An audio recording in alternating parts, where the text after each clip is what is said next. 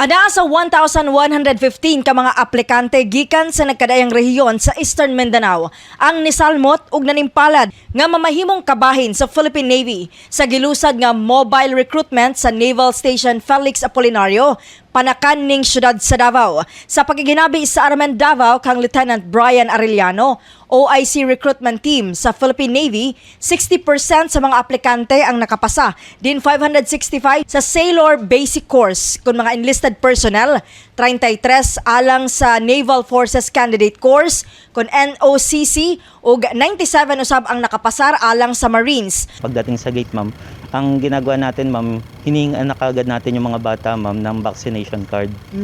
Kailangan fully vaccinated para masigurado natin safe yung tao ng Philippine Navy at pati na rin yung mga batang mag-exam, ma'am.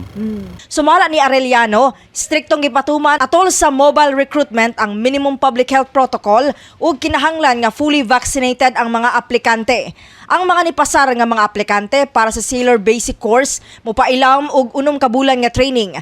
Usa ka tuig alang sa naval officers samtang 6 ka bulan sa mga aplikante pagka Marines. Kasama mo sa balita ug serbisyo publiko, Radyoman Aimee Genita, Tatak RMN.